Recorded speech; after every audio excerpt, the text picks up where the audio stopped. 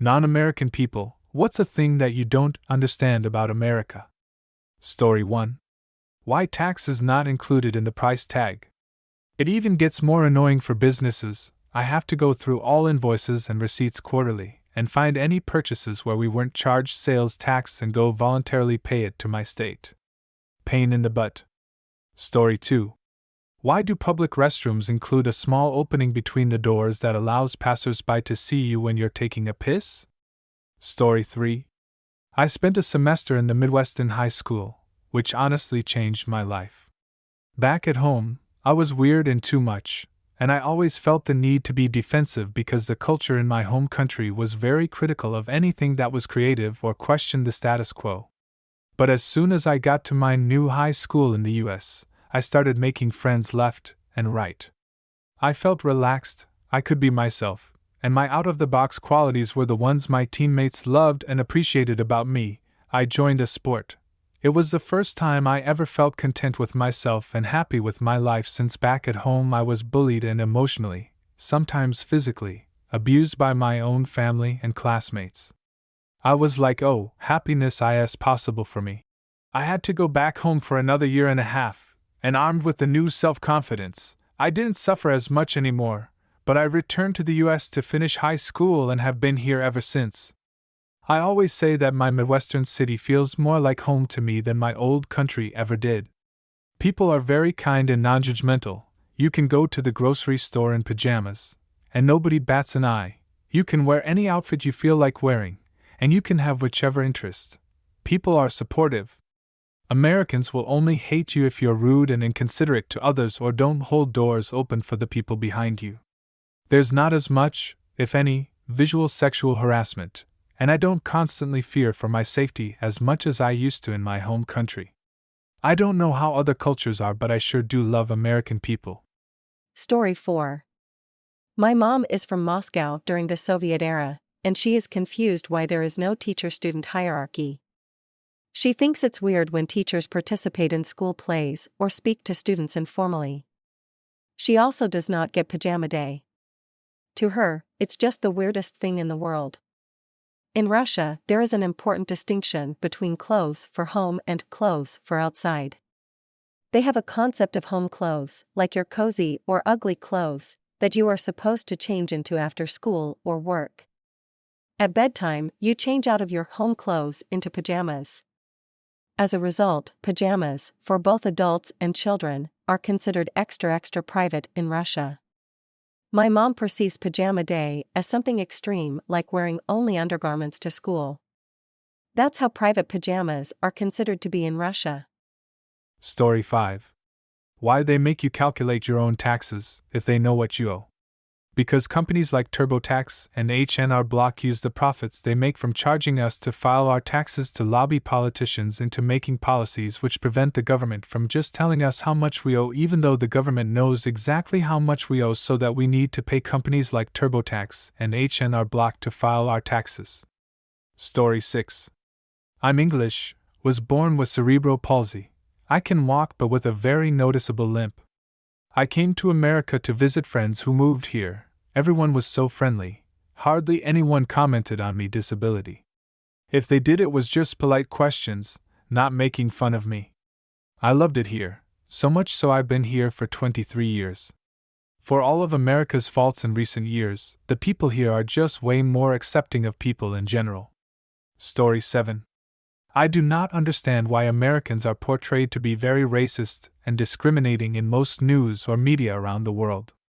I got to work for a couple of months in DC, and prior to arriving, I was expecting to be racially discriminated against. I'm Asian, because of the things I see on the news.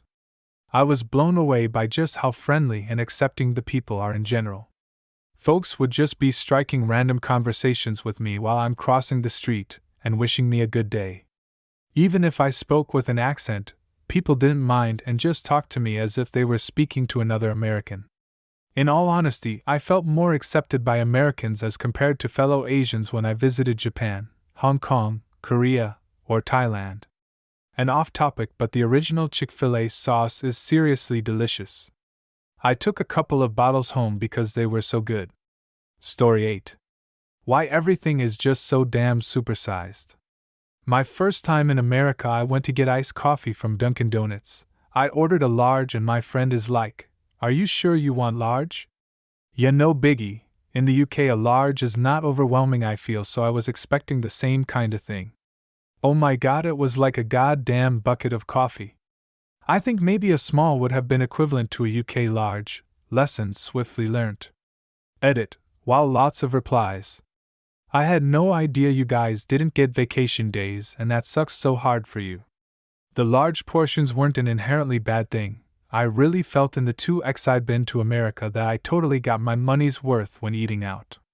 You guys even give free popcorn or breadsticks at the table. It was just a bit of a culture shock, I guess. In the UK, for example, certain coffee shop chains don't even offer a large iced latte because of sugar content, so the size is capped medium. Sad face. Story 9. Scottish person here, but the work/always available for work culture. Minimal vacation time, minimal maternity/paternity leave, and the fact you can pretty much just be let go. It makes me sad to think about it.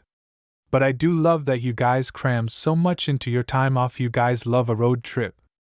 Story 10. I'm gonna play an Uno reverse card here. American here, military to boot, so I've seen all types of American. I don't understand how the rest of the world can group all Americans together. Like, which do you mean?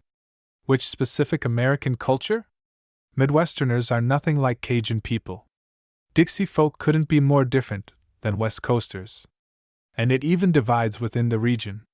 Wisconsin and Minnesota are neighbors, but there are huge differences in the people, from the politics right on down to accent. What I'm saying is this: a foreigner says, "Why do Americans do X?" Some Texan responds, "Oh, we do that BCY. But someone from Iowa is like, "I've lived here for 20 years and nobody does that." America is huge, and differences in culture, ethnicity, and even language cut huge divides into the various regions. It's very hard to pin down why Americans do X or Y. Just a fun thought, I suppose. Story 11. The obsession with guns. America's historically been a frontier nation with strong emphasis on individualism, self-reliance, and skepticism towards central authority. The nation's founders believed that mass armament was key to preventing a tyrannical government. After all, the first major battle of the War of Independence started when the British Army tried to disarm a rebellious town's militia. This is enshrined in the Second Amendment to the U.S. Constitution, which states that the right of the people to keep and bear arms shall not be infringed. Gun ownership is also a major part of rural American lifestyles and culture. Besides being a sign of maturity and independence, it's also frequently used for hunting, whether for sustenance, livestock protection, or recreation and self-defense. Having a gun in your house doesn't sound like a very bad idea if you're living in bear country and the nearest police station is an hour away. As a result, there are a lot of Americans who get very antsy when politicians talk about any significant level of gun control. At best, they think it'll make their lives more inconvenient without actually solving anything. At worst, it'll be a pretext for the government to accumulate dangerous amounts of power and weaken the ability of the citizenry to resist. Story 12. Healthcare system. I work with tourists. And one day I had this American lady, and she is a nurse in USA, almost dying because she ate an apple and got allergic. I told her I was going to call the ambulance, and she freaked out. She was like, "Please no, it's going to be too expensive and my money is counted for my vacations." I was like, Miss, we're in Portugal, you could even get surgery and get out with almost nothing to pay, so again, I'm calling an ambulance." The look in her face was something out of a dream. In the hell she was living, she actually did change her expression to something like, "Incredible, I don't know if I believe in him. LOL. She went to the hospital, they gave her medications, she stayed the night there, and paid €20 the day after. So yeah, I don't get the healthcare system thing. It's just sad.